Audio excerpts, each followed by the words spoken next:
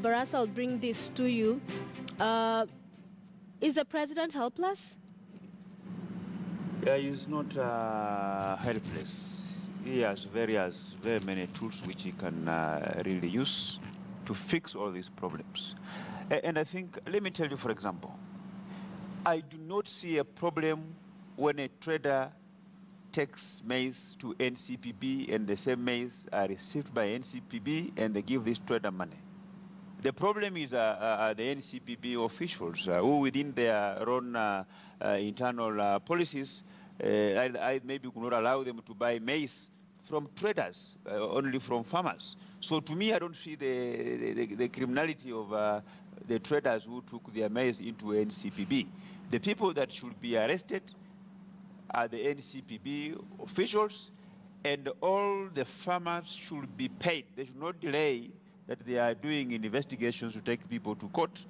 I mean, nobody went to NCPB with and a gun. NCPB officials have been arrested, but you have diverted to a different question. So you do not think the president is helpless. So why can't he take firm action in his cabinet when he's dissatisfied? You see now, even the problems that this country is facing, is going through, I will partly blame the opposition. The one that my And good you friend, won now, post-handshake? the fulcrum of opposition in the National Assembly are the members of the minority party. Mm-hmm.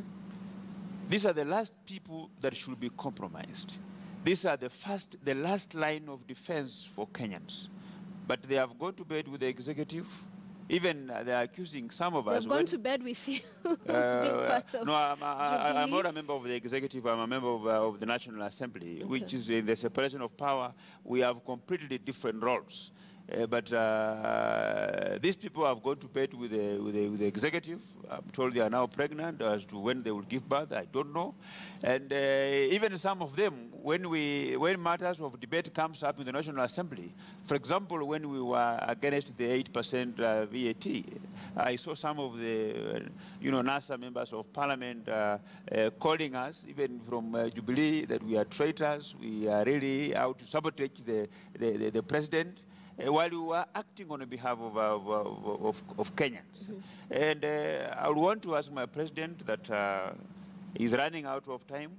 His legacy will be pegged on how he's going to deliver his Big Four agenda. And as much as he's relying on the handshake to have the goodwill to implement his manifesto and his development blueprint, I think the people who are going to contribute 80% are his cabinet secretaries. So the earlier he sends some of them packing, the better for him. Okay. Those who have failed, who cannot even give a report of what value they have added to the Kenyan people. People like the person in charge of Treasury was misadvised government. We have a debt level is surging every day. This is a fellow who has failed in a developing prudence, financial management. All right. I mean, these are the affairs that should be sent home. Okay, we've seen you time and again take up issues affecting ordinary Mwananchi. And for you, where does Wanjiku turn at this point where impunity is really at the heart of what we are saying here, that people will steal, will loot, will abuse office and get away with it and get to either insult the public, tell people to go to hell, or just pass the buck? So what does Wanjiku do? Wanjiku has done her part in that we have a constitution and you had elections and whichever way they went, they emerged an executive and they emerged the house. Let us go back to the constitution and let these organs operate the way they're supposed to operate. And I think the president has got a big job on him. Where matters are right now, I think he needs to give us some hope by reorganizing his cabinet. Maybe drop some people and bring in some new faces that can inspire the country, hold some people accountable. And then because the cabinet largely has been an embarrassment in this country. Also, the president needs to up his narrative and direct the narrative towards development. And development that brings people out of poverty, not a palliative form of development that we have in the Agenda 4. Agenda 4 for me really will not take this country anywhere. Mm-hmm. Yeah, because it's really... So what development? Because he sees those as the 4 main areas to focus on. What are they? Yeah. Those are palliatives given to poor people. Let him come up with a credible agenda to get people out of poverty. Let us see millionaires in the villages. That's what we need to do. And that's what will take us out. Let us see serious industry. And if we talk of industry, let us talk of the culture around which industry develops. Let him help us get that culture of thriftiness, of efficiency, of rejecting mediocrity and doing that. But when you do all these things and then you look around you and you see that really what is going on is window dressing. What is going on is a pep talk. Okay. Then you realize that we are not getting anywhere. So I need a credible agenda of getting people out of poverty. All right. Which I don't see right now with President Uhuru Kenyatta. And the agenda 4 thing for me is just like telling us that you are going to cut a bit of the moon, bring it and hang it in my village, so that there will be no darkness at night. Okay. It will never happen. And I want to bring this to you, Sifuna, because we were watching that story also a little bit earlier. Post-handshake, there are those who have said the environment now is good for the president to have and drive his development agenda. The political temperature has come down. But the intolerance we hear the Kimilili Member of Parliament speak about in his party when they try to hold to account those in Jubilee, isn't that the same kind of intolerance we are seeing with you and those who argue they're also shaking hands with the Deputy President, Suleiman Dori and Madam Aisha? First of all, I have been very, very clear that the issue of the handshake is something that was actually reduced into writing. In law, we say that whenever an agreement has been reduced into writing, you're not supposed to introduce oral evidence as to its contents, because the document speaks for itself. Of the 9 issues that were highlighted in the MOU between the President and Honorable Raila Odinga, there was nowhere where there was an endorsement for anyone for 2022 elections. In fact, if that was the intent, then Uhuru would have endorsed Raila on the steps of Harambee House that very day for presidency in 2022. We have an agenda that has been specified as to what it is. Kenyans want to sit down and talk about the software of this country. We want to talk about how is it that we relate with each other. Why is it that every time there is an election, people go to war? Why is it that there are people who don't feel that they are part of this country? That development is skewed in certain areas and not in others. There was nowhere in that MOU where the president endorsed Raila for anything or Raila endorsed the president for anything. So when you stand up and you say you are endorsing so and so for 2022 because of the handshake, where are you getting that? That is just you being you, but you have now found an excuse to expose what it is that you've been doing all this time. And again, the law on political parties and loyalty has not changed. It is not ODM that says that you cannot say these things or do these things. Section 14, or is it 15 of the Political Parties Act has not changed up to today. It says that if you advance the interests of another political party, you are deemed to have resigned from that political party. That is not the constitution of ODM, it is a law. And in fact, what surprises me is if these members of parliament have a problem with this particular clause, we would have seen them trying to bring amendments in the House. But as it is right now, we know for a fact that it is the law of the country that you cannot advance the interests of another political party. And when you go and shout about the presidential candidate of another political party, and we have told you, and you know that ODM will have a presidential candidate in 2022, you are advancing the interests of another political party. So you reject them. The process has begun. There was Absolutely. And one of the things that I want to make very clear here, these people, you see them in political rallies, chest stamping and saying, oh, sijui what and what. But at night, they are sending us messages, desperate messages, crying for forgiveness. Like who? But all of these people who are subject to disciplinary process, I don't want to name them. There are two we know of, Aisha Juma, That's what I'm telling you. They just chest stamp in public, but in private, they are sending messages to the leadership of a party, saying they want to be forgiven. But for us, as a fact, we have a disciplinary committee that is responsible for discipline in the party. They were summoned, they appeared for a disciplinary hearing, and the committee is writing its judgment. So once the judgment is out, we will share with the public. Okay, Kimilili, Member of Parliament, again, to back to the discussion around the president and those he chooses to have around him to run this country. To say he means well, there are those who'd argue. On one hand, the CSs that were dropped from the first term of the president got all of these ambassadorial positions. And we've seen, at least for Bet, former agriculture, there are questions around his tenure at the time. But even when those concerns were being canvassed, he was given a new position. Wario, 2016 it was, with the Rio Games. Again, he has had to come back to answer to these questions. We saw that appointment for the nomination SRC, the former KPLC boss. Again, issues came up, he couldn't take it up. So is he shooting himself in the foot time and time again that some would say, is he clueless? I would want to blame the president's shortcomings on the organs of the party Jubilee. We do not have forums where we can sit down and discuss some of these things. If we had such forums, then we would have told the president that it's not wise for you to reappoint these people that we have dropped from cabinet positions to being ambassadors. These are people who have been given an opportunity to serve this country. But these names were passed by Parliament. He nominated, they're vetted, approved by you. So you had that. Of course, you see, I understand that when Parliament approved the name of a person, it doesn't mean that all members of Parliament supported. It means that the majority were able in support. But I've always been not in support of this kind of appointments, because if you've been given an opportunity to serve Kenyans as a cabinet secretary for 5 years, I mean, you need not to be reappointed elsewhere.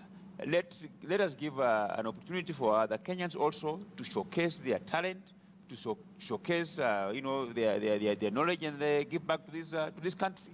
So what I'm saying is that our party organs, the likes of David Mradhe and Raphael Tuju, they should be convening party forums so that we can advise the president as members of the ruling coalition. So he's getting bad advice? I don't know who is advising him. He should get the advice. The only people who represent Kenyans are elected leaders.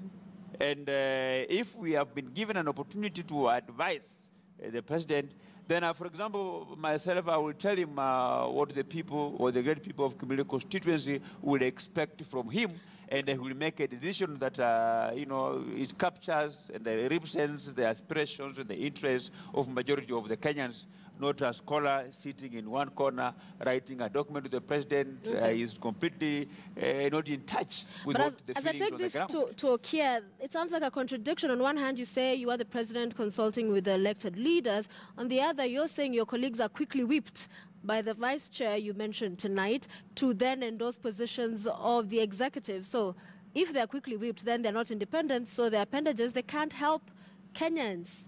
I want to agree with you that the independence of the National Assembly had been interfered with by very many factors.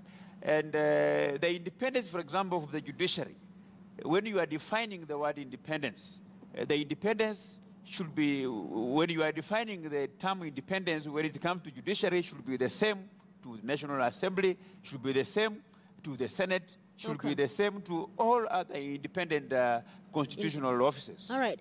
Okia Mtata, this referendum conversation, there's all manner of interest, all manner of proposals around it. Would you want for a referendum to happen? And if so, what kind of change do you think would help, would be good for Kenya? Maybe before I comment on that, let me just go back and say that I really sympathize with the president. And nothing came out better. I'm one of his harshest critics. But I criticize him with a heart, with a human heart. I don't criticize him to destroy him. I criticize him to see that he performs. And where he has performed well, I support. But what came out for me that was very painful, I think it was at the Strathmore University, when he refused to read his prepared speech. Look at that disconnect. What does that tell you? What are these people doing? Are they on the same page with the president? So that to me was the most glaring demonstration that something is unhinged. Having said that, I go back to the referendum. I think there's no proposal except mine. There's just one proposal for a constitutional amendment. Everything else is noise. Punguza mzigo, they're collecting signatures. It's no, but where is the bill? Where is the bill? I'm the only person with a constitutional amendment bill. Tell us about it. Tell us about it. Yeah, than me, I'm for the presidential system. I've got no room for the prime minister thing. The problem we have with our presidential system that we borrowed half. Let us borrow the full presidential system, the way it operates, especially the way it runs in the US, especially in the way power is acquired. We need to devolve the presidency to the counties so that when we elect the president, we don't have to go to bombers. We elect the president in the counties, we allocate the counties weighted votes, 1 vote for each county equal, and then another vote, 1 point for counties at the equal level, and then for each constituency, we assign it a point. So when you win a county, you carry the county's point plus the number of constituencies, the points for equal those constituencies, so that we eliminate. So do they have similar points? Yeah, they have got the points in the like Trump today is president without having won the yes, that's vote. the electoral college, but that there's different weights. I'm asking, is it similar across the board, or is it dependent, say, on number of registered voters? Constituencies are dependent on the population. Okay. So you address the population question by assigning points to the constituency. Like if I take my Busia, we have 7 MPs, and we have got the county point. We would get 8. If you win Busia by 1 vote or by 1 million votes, you carry the 8 points. So you need to put together an alliance of counties that will enable you to win the presidency. And that way we break down the tribes, because the problem of Kenya is the big tribes, the big 5. And they are big because they are in other counties where there are minorities. So if you can break the counties, if you can break the big 5 tribes and allow politics to go to the county level, I'm telling you, even an El Molo will emerge, and because he has got the right ideas, he will come to run this country. Today, what is happening is we are running tribal centers in the name of elections. So where is your bill? I haven't circulated on the internet. I've circulated all over. In terms of the stages it should follow? My bill is going to go to the popular version. We are refining it, and we are very soon going to see what direction it's going to take. But I'm telling you, what I'm just telling you, that there's nobody else who has brought down and said this is what we want to do. Everybody is just talking in well, with due respect, I think, and we have had him on the show, Ekuru Court of the Third Way Alliance, they have indicated what it is they want. They don't have a bill. They're putting that together as they collect the signatures, is what he said. No, but you cannot begin collecting the signatures before you have concretized what you want the people to do. That's he has highlighted what he wants the people to do, but let me bring it to Sifuna, then I'll come to you, sir. Your thoughts on that, because many in your party have talked about the PM position. Yeah, first of all, it is good to have this discussion, and this is what we have said, that nobody should prevent Kenyans from having this discussion about what is working in this country and what is not working. We will have opportunity to interrogate all the ideas that have been put forward. For instance, my brother Okiya Omtata introduces the issue of the electoral college as practiced in the United States. Even in the US, as we speak today, there is a discussion on whether the manner of electing a president through the electoral college is something that actually results in the will of the people being expressed. We have had criticism that Trump won the presidency only because he won the electoral college, and he lost a popular vote. Correct. Each individual vote should get to count, and even in the US they're having a discussion on the issue of the referendum. With the greatest respect to all the people out there talking about the referendum, Kenyans know where to go for leadership.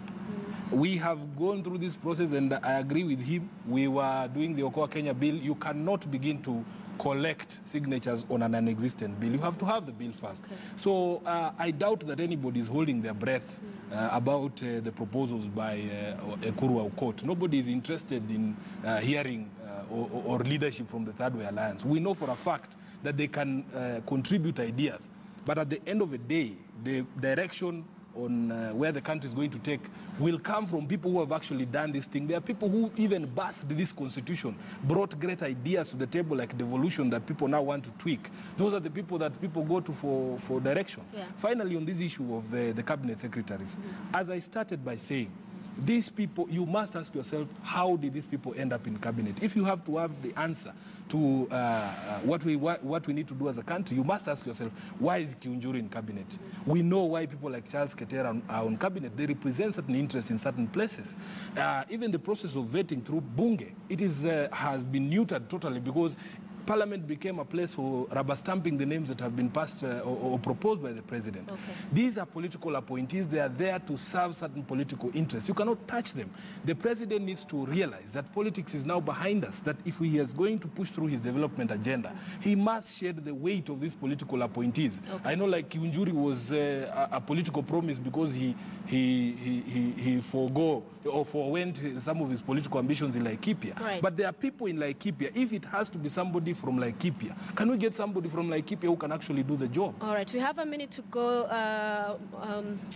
Didymus Barasa, I'll give you the final word. And on this referendum, I want to hear your thoughts. There are those also who said you were aligning yourself in Jubilee to the deputy president, who for a long time appeared to be opposed to the idea of a referendum. Until recently, he did what some have described as a political genius stroke by just quietening that conversation by saying, bring it on. So what are your thoughts? First, I want to ask my brother, Okiya Omtata, to tell this country what does he mean by a bill. From where I sit, bills are developed and approved and debated in the National Assembly, either in the Parliament, either in the National Assembly or in the Senate. So I said the popular initiative way, which allows you to then go collect signatures. And what I'm saying is that Okiya Omtata's proposals, Kuroko's proposals, these are the confusions that Kenyans are being exposed to. And what I'm saying is that if the Building Bridges Initiative Committee, one of its role is to find out whether Kenyans are supporting the referendum or not, then that committee should be expanded, her calendar, made public so that the people of Bungoma know when they are coming, they can give their views, so that it becomes an all-inclusive process driven by Kenyans, not a few individuals. Okiya Omtata tells Kenyans his mind, court comes with his own party of has his own issues of a three-tier government. I think this process of referendum must be driven by Kenyans themselves. And these Kenyans, and we will end it there. 30 seconds, sir, please. Our time is up. Yeah, personally, what I think is that we don't want to have a monologue that my brother is proposing, that some people can speak more than others. What matters is, do you have an ID? If you have an ID, you have the same voice as the president, and the same voice as anybody else in this country. Okay. And I think going forward, our proposals are the ones that are going to determine. What they would like to have is a monologue, they steamroll this thing and end up in a hole. But we are not going to watch as our hole is being dug. We refuse to watch as our hole is being dug. And personally, I can't watch my hole being dug. So I've taken my position. It's clear. And if we have to negotiate, I will negotiate with a very clear position. So if I support a referendum thing, I'll support saying give and take. But to come with an open slate, I don't know how to do that. Well said. Okiya Omtata, activist, Didymus Barasa, Kimilili, Member of Parliament, and Edwin Sifuna, the Secretary General of the Orange Democratic Movement, with us tonight here on Checkpoint. Thank you so much for staying with us. We're taking a break. I'll be back with all the sporting action. Don't go away.